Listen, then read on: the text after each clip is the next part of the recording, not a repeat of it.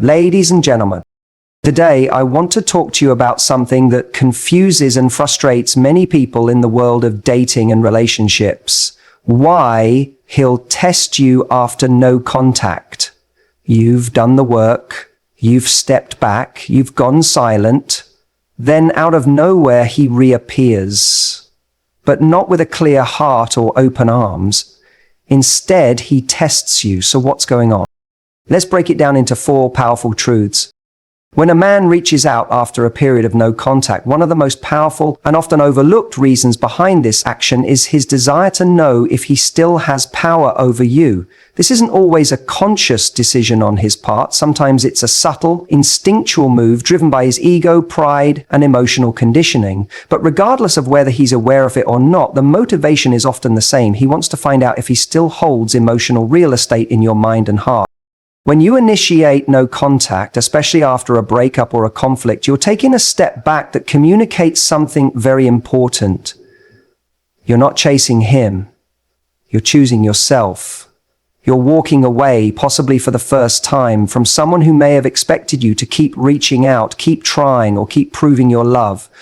And that's a shift in power. It changes the entire dynamic between you.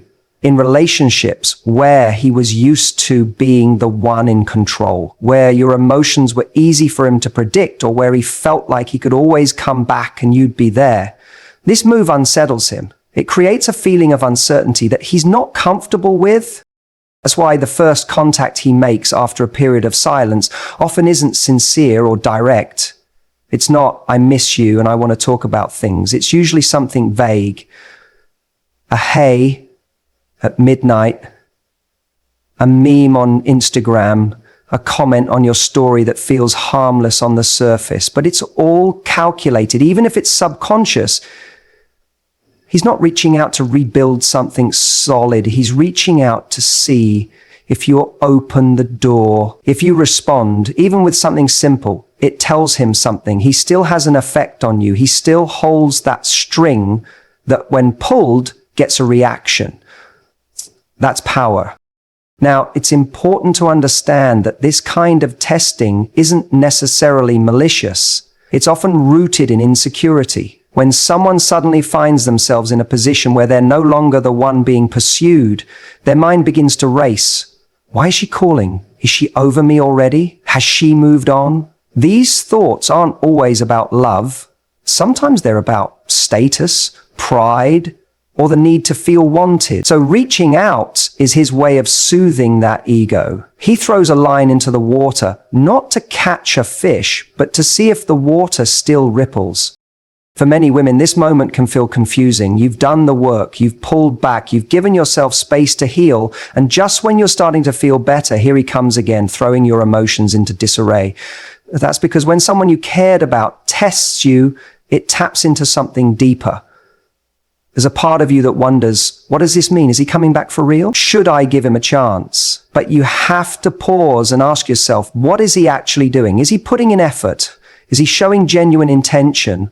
Or is he just checking if you're still emotionally available for him without having to offer anything in return?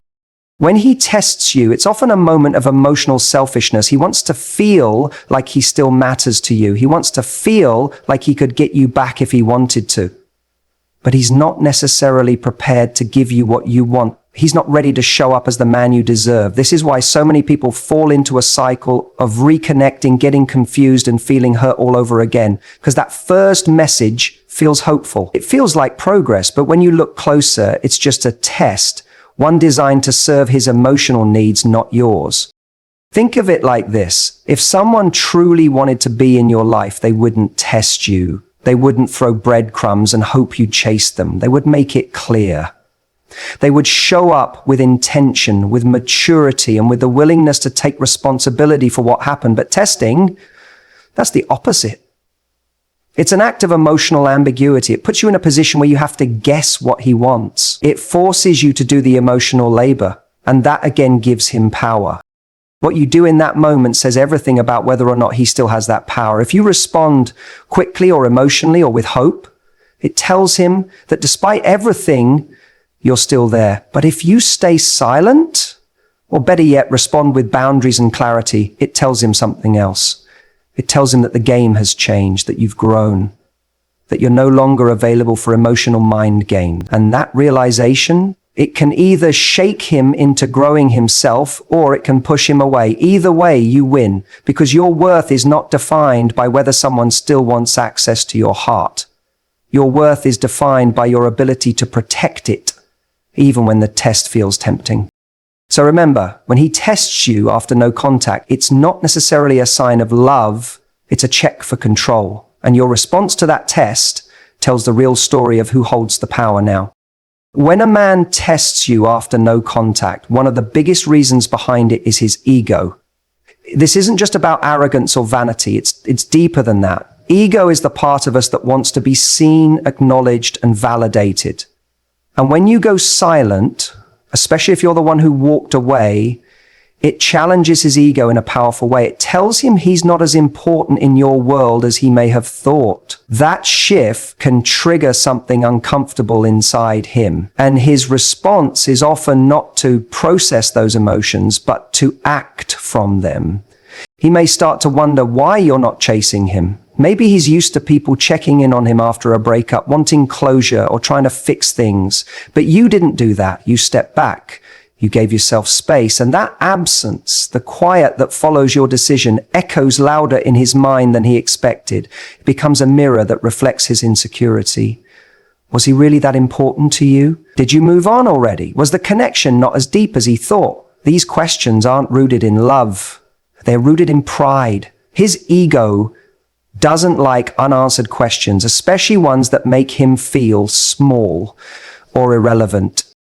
This is why many men, even if they were the ones who ended things, will reach back out, not to apologize or fix the relationship, but to soothe their bruised pride. They'll send a casual message like, "Hope you're doing okay," or "Just thought about you today." It sounds harmless, but it's not really about how you are. It's about how he feels about himself. He's trying to test whether he still matters, whether he still has a place in your mind, and most importantly, whether you'll respond. Because if you do, even with something simple, it sends a message to his ego that says, you're still important. That's what he wants to hear, not from a place of love, but from a place of needing to feel good about himself.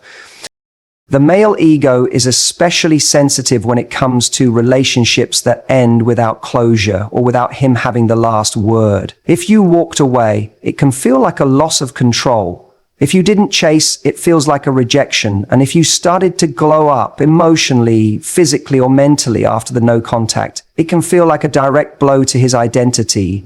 Because in his mind, he was supposed to be the best you ever had. He was supposed to be the one you couldn't get over. And now that you're proving otherwise, it disrupts the story he told himself about who he is. That's when he starts acting, not with humility, but with subtle manipulations. He may test you to see if you'll still give him attention, even if he has no intention of truly showing up for you. He might hint at regrets without taking accountability. He might flirt without actually wanting a relationship. All of these behaviors are designed to restore a sense of power and pride. They're not acts of love. They're defenses against feeling rejected. He's not reaching out because he sees your worth more clearly now. He's reaching out because his ego is uncomfortable with being ignored. And the hardest part, it can feel flattering. When someone who hurt you or walked away suddenly reaches out, it feels validating. It feels like proof that they cared after all. But you have to look at why they're coming back. If they're not coming back with honesty, commitment, and vulnerability, then they're not coming back for the right reasons. They're coming back for themselves. They're looking for emotional reassurance that they're still wanted, still powerful in your life. And once they get that confirmation, they often disappear again because the purpose was never connection, it was self-protection. This cycle is so damaging because it keeps you emotionally tied to someone who's not actually offering anything real. He tests you, you respond, he gets a boost to his ego, and then he goes silent again. That leaves you confused and emotionally drained. It also creates false hope because in your heart, you might interpret his message as a step toward reconciliation, but in his mind, it was just a way to feel important again. That's the brutal truth about ego-driven behavior. It looks like care, but it's actually fear in disguise. When you understand this, you gain the power back. You realize that his testing isn't a sign that you did something wrong or that you should have fought harder. It's a sign that your silence was powerful, that your decision to walk away forced him to look in a mirror and he didn't like what he saw. And instead of doing the hard work of growth and reflection, he chose the easier path, trying to use you to feel better. So when he reaches out, you need to pause and ask yourself, is he speaking to me or is he speaking to his ego? Is this about rebuilding something meaningful or just repairing his pride? Because if it's the latter, you already know the answer. You don't need to step back into a cycle of confusion just to make someone else feel whole. You deserve someone who shows up with clarity, not someone who tests you to feel better about himself. Let his ego heal without using your heart as the bandage. Another major reason he tests you after no contact is because he wants to see if you've changed. This isn't always about big changes like your appearance or lifestyle. It's often more subtle and emotional. He's curious to know if you're still the same person who reacted a certain way, who tolerated certain behaviors, or who would easily take him back. When you go silent, it disrupts the pattern he was familiar with. And now he's unsure. That uncertainty pushes him to reach out, not just to reconnect, but to investigate who you are now without him in your life. During the relationship, whether it was long or short, he learned your patterns. He knew how you responded when he pulled away, when he went quiet, or when he started to withdraw. Maybe you used to chase him or get emotional or try to fix things quickly. But no contact removes him from that comfort zone. It creates space. It allows you time to reflect, grow, and change. And from the outside, he doesn't know what that change looks like. All he knows is that something is different now, and that can either scare him or intrigue him. So when he tests you, he's trying to answer a few internal questions. Will she react the same way she used to? Will she get emotional or stay calm? Is she still attached, or has she become colder? These tests might come in the form of subtle digs, vague compliments, or even emotionally confusing messages. It's all a way of provoking a reaction, because through your reaction, he learns who you are now. If you respond the way you used to, he knows nothing has changed. But if you show up differently, more grounded, more self-assured, less emotionally reactive, it throws him off. Suddenly he's dealing with someone who may not be as easy to manipulate or predict anymore. And that's what makes this kind of test so tricky. It can look like he's interested in you again or that he misses you. But really, he's conducting a quiet experiment. He wants to see how much power you've reclaimed. Have you raised your standards? Have you become more selective about who gets access to your time and energy? Have you started to love yourself enough to walk away from situations that no longer serve you? These are the things he's trying to figure out without directly asking you, because asking takes vulnerability, and vulnerability is something he might not be ready for. What makes this behavior even more complex is that it sometimes comes from a place of genuine confusion on his part. He may not even realize he's testing you. He may just feel drawn to the mystery of your silence. The version of you that used to respond instantly, that used to want answers or closure, that version is no longer present. And that absence becomes powerful. It creates curiosity. It makes him wonder if the door is still open. But instead of knocking like a mature person, he throws little pebbles to see if the light turns on. That's the test. This often shows up in interactions that feel like emotional bait. He might say something passive-aggressive or try to bring up the past in a playful way to see how you'll respond. He may ask a random question he already knows the answer to just to see if you'll engage, or he might compliment you in a way that's just vague enough to be confusing.